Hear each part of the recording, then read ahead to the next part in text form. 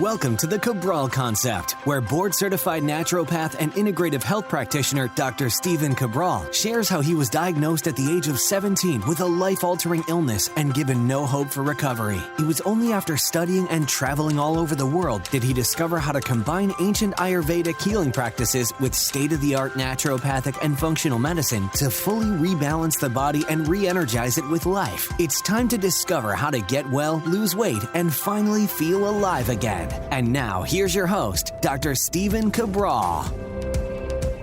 Welcome back, everyone. We're here today with episode 2070 of the Cabral Concept. I'll be linking up any research for you today, any helpful tips right at stephencabral.com/2070. But today is really the culmination, the final piece of what we've been talking about over the last 3 weeks about hunger hormones, fat-burning hormones, and overall intermittent fasting and calorie restriction. So at one point or another, I think most people, while they're trying to burn more body fat or lose weight, they're using some form of intermittent fasting, they're using some form of calorie restriction, or some form of maybe potentially lowering carbohydrates. So usually people fall into one of those camps, sometimes all three of them. And all of them can be really useful. So I'm actually not talking negatively about any one of them. But what I want to talk with you today about, and let me just give you the past two shows that maybe if you haven't tuned into them yet, go back, listen to those. Today's show will make total sense without it, but I want to be able to add a little bit, another level, a little bit going a little bit deeper with you. So let's see. Last week's was overcoming leptin resistance to burn more body fat. That was episode 2063. And we talked about, let's see here right now, and it looks like eliminating lower belly bulge was episode 2049. All right, so both of those super important to take a look at that. What I'd like to do though right now though is share with you this final piece. I call it the final piece because what so many of us are doing in our lives or have tried before is that we believe we're on the right path. And we might even see some short-term results. But what we don't see is 4 months, 6 months, a year down the road, right? So we have always new diet plans. We've got always brand new technology, brand new pharmaceutical drugs, brand new even extracts of certain vitamins. And what we want to understand is what could this do for me now? What could it do for me later? Meaning like positively, what can I get out of now? Then I need to weigh potential negative or potential positive future benefits. So what I want to share with you right now is what happens when we're doing longer term calorie restriction, we might call it CR, or longer term fasting. And so we really want to go over that because it can dramatically affect our hormones, hunger hormones, neurotransmitters, and stress levels in the body. All right. So there's 4 main pieces to it. Is that when we are looking at what we are trying to achieve, we're trying to achieve essentially a negative energy balance if we're looking to lose weight. That means ultimately what we want to have happen is we are taking in less calories, or it doesn't be taking in less, or we're burning more calories than we are taking in through food, right? So think of this. You eat 3 meals a day, breakfast, lunch, and dinner, let's say, 2 meals a day, whatever you want to do, right? And you take in that nutrition. You get your micronutrients with your vitamins, your minerals, all those great things, and then your macronutrients with your carbs, fat, and protein. Okay, all of that adds energy to the body, right? Mainly the macronutrients where we're talking about calories in. Now, during a given day is our resting metabolic rate, or a basal metabolic rate. And if you don't know what those are, no problem at all. Go to stephencabral.com/2070 and we'll link up basal metabolic rate and resting metabolic rate. So great podcast on that because you burn calories every day without exercise. Now we add on exercise or walking or some type of physical activity, and then we're burning more calories. Okay, so now on a given daily basis, are we burning more than energy we're taking in? And in a perfect world, if we're doing that, well, we start to lose weight. Now, that does not always work that way. I know people always say it goes back to calories in, calories out. The problem is, if there are issues with your stress hormones and fat-burning hormones, you're not going to be able to burn fat the same way, right? So we'll talk about that. We'll go a little bit deeper. We'll start to peel back that onion as I've been talking about before and share with you why that may be. Now, again, a couple simple tweaks to your program and you're going to be right back on track. And that's what this is all about. And if you're already doing well, now this is going to help you break past a plateau in the future and hopefully not hit that plateau. We work with literally thousands of people every single year.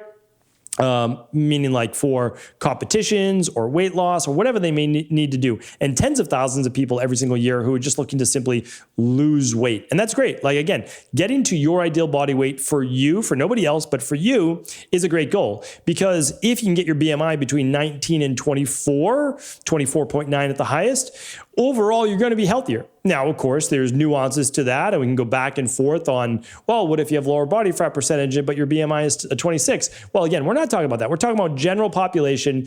Most people, meaning like 99 out of 100 or more, are going to be healthier if they're within that BMI. And if you don't know what your BMI is, I've got a free calculator for you to use at stephencabral.com/assessments. It's completely free to use. There's no email opt-in. There's nothing. So you can go to stephencabral.com/assessments to find out your ideal body weight and your ideal BMI. Now, remember, it's not one body weight. It's a given range, right? So if you're 5'8", maybe your range is between like if you're a male, maybe it's between like 140 and 170.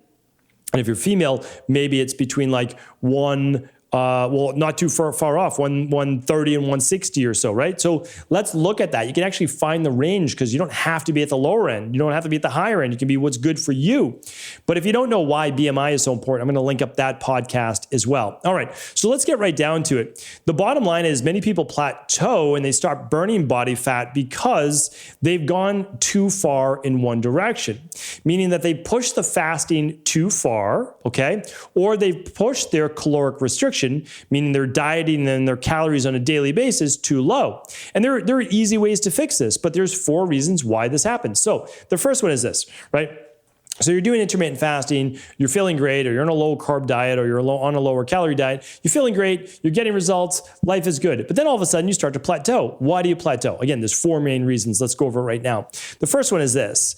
Your body stops producing as much leptin. I just spoke about that last week. If you don't know what leptin and ghrelin is, these are really powerful hunger hormones and fat burning hormones. So if your leptin levels are where they should be, if they are elevated, that's a very good thing. Because leptin decreases hunger, right? And it's going to help you burn more body fat, where ghrelin, we'll call it the hunger hormone. It's going to increase hunger to say you need to eat more. And a lot of people, when they get to a certain point in their fasting or their dieting, leptin levels begin to drop. So you stop burning as much body fat. Your body's in a starvation-based state, and ghrelin levels start to go higher. This is a real problem. And I talked about leptin resistance last week as well. If you don't know about that and why it happens with longer-term fasting, I need you to check that out because that's really powerful information. Again, that was on episode 2063, which we will link up here today. So you want to keep your leptin levels high. And this is I'm going to talk about today. Burning body fat, especially that last 10 pounds, maybe 15 pounds, it's easier before that. It really is. But what happens is it's a delicate dance because as you have less and less body fat on your body, the less body fat you have, oftentimes the less leptin your body is producing, because leptin is predominantly produced by fat cells. The more fat you start to burn, well, the less leptin then you're going to produce. Now, this can backfire actually, and you can start to add more body fat when your body's in a bad place of inflammation, stress hormones, etc. So our job, again, is to walk that delicate dance or do that delicate dance with making sure that we don't go too low in carbs for too long, fast for too long, or go calorie restricted for too long. And I'll give you a couple quick tips at the end. So the second one is this. If you fast for too long, or you're fasting oftentimes during a stressful period of the day or time, especially like first thing in the morning, maybe you're up, you're getting ready for work, or you're stuck in traffic, or getting the kids ready, it's stressful, and you're producing more cortisol, and yet your blood sugar levels might be low and you're producing more cortisol. And cortisol's job is to do what? Well, it's a glucocorticoid, right? So if you hear gluco in there, you might be thinking glucose. And if you think that, you're right on the target, right? Because it says, okay, whether you really are in a state of stress where you really need to run away, right? If you really need to run away or really need to fight, your body doesn't know that, or if you're sitting still in traffic. So what it does is it starts to break down stored glycogen, and it turns it into essentially usable glucose in your bloodstream. So it raises blood sugar levels. It's not artificially, but without even eating any carbohydrates, right? Or protein. So this is important to keep in mind, because if you are too stressed and fasting, it's almost counterproductive, or not almost, it is counterproductive, right? So we have to be careful with the level of caffeine we take in on an empty stomach in the morning and the level of stress first thing in the morning. I'm going to add a little bonus piece to this as well, because don't just worry about cortisol going up, worry about thyroid going lower. And as thyroid goes lower, what happens? Well, your metabolic rate begins to become reduced. And just forget about, all the other things that come along with it, with thinning hair for men and women, thinning outer edge of the eyebrow, drying skin, cold hands, cold feet, poor circulation.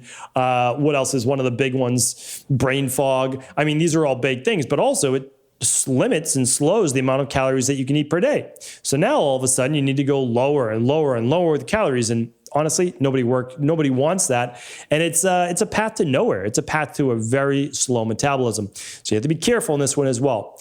The third one is this, and this is very well documented. I have 2 big podcasts on this that showed why 2 different people can be doing a 16-8 diet, intermittent fast, and one group is stripping away massive amounts of muscle on their body over time. Not a good thing, because they show weight loss on the scale, so like, oh, things are going well, but it's actually mainly muscle loss. We'll link that up today as well on episode 2070, StephenCabral.com/2070, and keep in mind, all of these shows are, of course, free. So here's what happens. People are losing 2 pounds in a month through overextended intermittent fasting. And that 2 pounds might not seem like a big deal. Maybe it's an extra 50 calories a day of caloric burn, but then you lose another couple pounds over the next month or two. And all of a sudden you're down 100, 200 calories per day. Well, you might say, well, it's no big deal, but it is a big deal when you're only eating 1,500 calories or 1,200 calories a day. Now you need to eat 1,000 calories per day, 900 calories per day. Next thing you know, you're eating barely any calories in order to maintain your weight or try to lose a little bit more. So again, this is a path to absolutely nowhere. It's a path to misery because you don't want to be on this diet forever. And if you ever go back to eating just normal calories, you'll gain the weight because you've been losing muscle. So again, we have to be careful. We don't want to lose muscle by doing caloric restriction, carb restriction, or fasting for too long. Okay.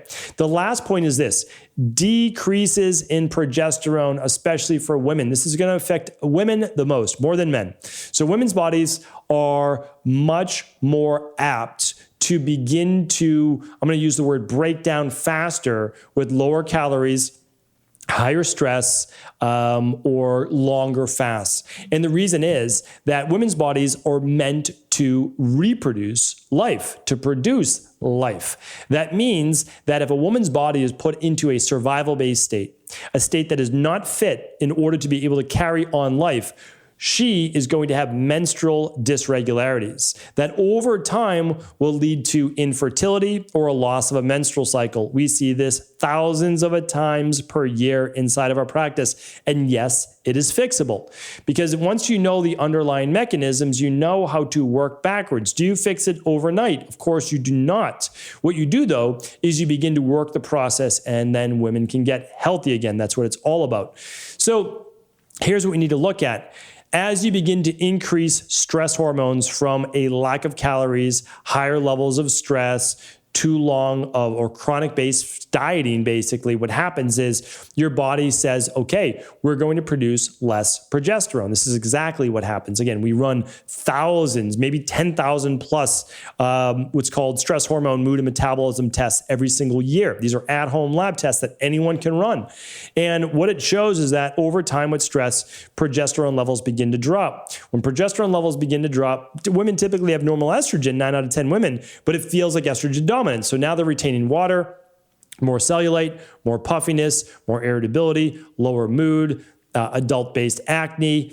bloating. These are all serious issues that many women are dealing with, but they don't know that it's attached to the dieting or the high levels of cortisol and stress. So this is super important because once you realize this, well, then you can go about emptying the rain barrel. You can go about rebalancing those hormone levels naturally, not with bioidentical hormones, not with hormone replacement therapy, not with birth control, any of those things. They're not necessary if you choose not to use them. I'm not telling you what to do. I just want to give you options. That's it.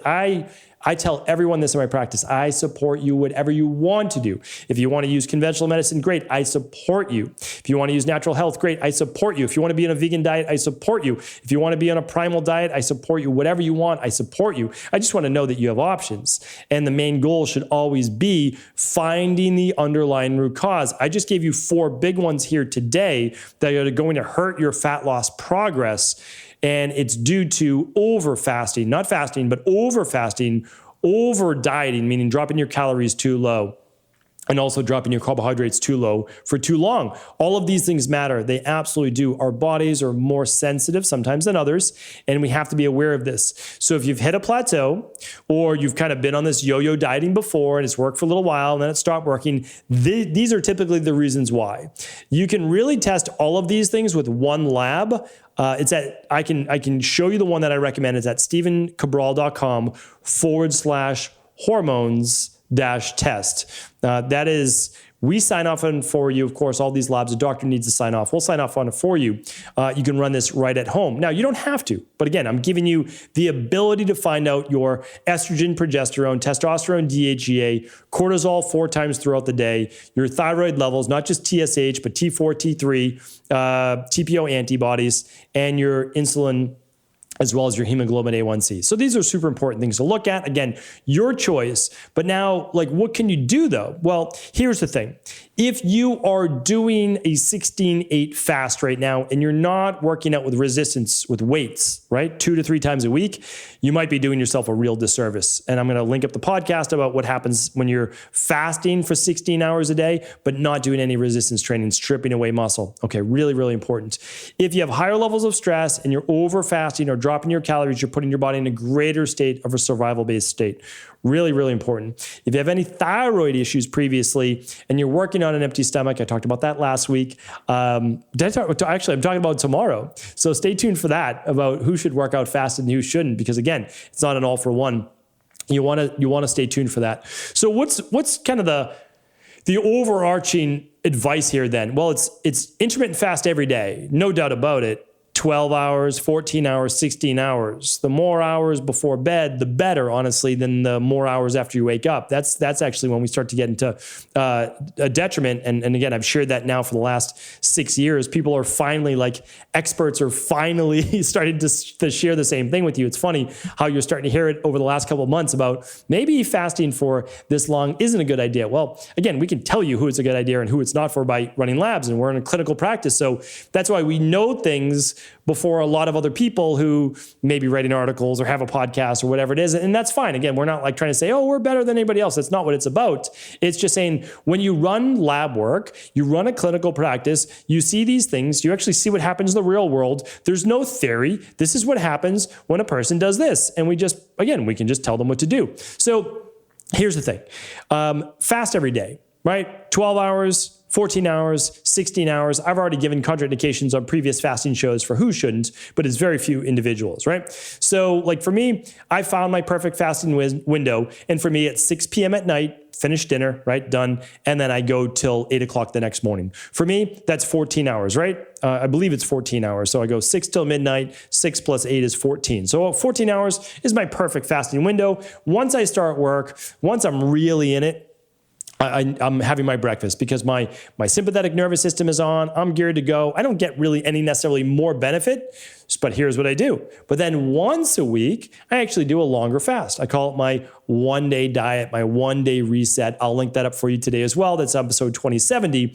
And then every 12 weeks, well, then I do a longer fast, and that's my Equilife functional medicine detox that I do, which is a longer fast. So what am I doing? Well, I'm using this how it's meant to be done, how Ayurvedic medicine and every form of medicine besides conventional medicine is done for thousands of years. You do it cyclically, a longer one with each season to help empty the rain barrel. You do a longer one once a week, which, by the way, back then might have been from lack of food, but it also was actually helping to clean the body at a deeper level through a process called autophagy. So, these are all things that are built in the human body. The problem is with our Western-based mindset, we just overdo it, right? So we want to use it, but we don't want to overdo it. So if you're using intermittent fasting intelligently, then you're going to get the maximum benefits out of it. Now, in terms of caloric restriction or even low carb, you can do that if you want to. But what we've seen work best in my practice, and I've talked about this on the Leptin and Ghrelin podcast, is that you need to do one meal a week, okay, that contains a higher amount of carbohydrates. It doesn't have to be a cheat meal.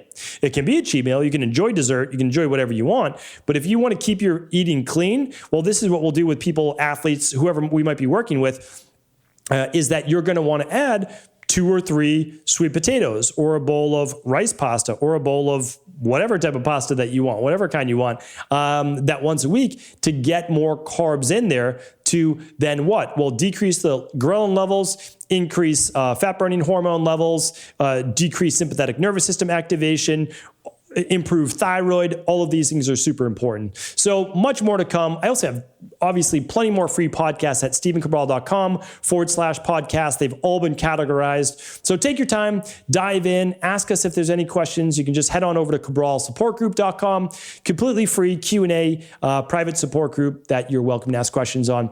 Thank you so much for tuning into today's show. If it was helpful, please do feel free to pass it along to anyone else you believe it could serve. Take care, everyone.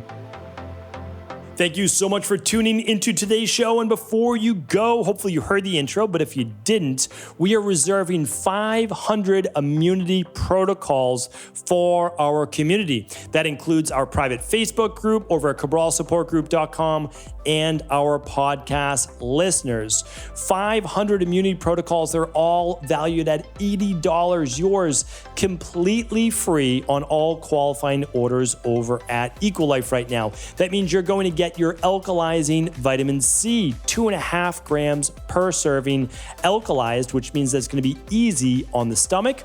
You can also get your vitamin D, or you will be getting your vitamin D and your balanced zinc. This is going to allow you to boost your immune system, keep your body healthy and strong this fall and this winter, which is what it's all about. Boost your immune system naturally, keep your body strong, keep your body healthy, follow a good nutrition plan, use your supplements as a safeguard. This is exactly what I do every single day and what I use in my practice. So right now we've reserved 500 of these free immunity protocols with all qualifying orders over at Equilife. And yes, it does ship internationally. Head on over to stephencabral.com/Equilife. That's EQUILIFE. stephencabral.com/Equilife for this special offer while supplies last.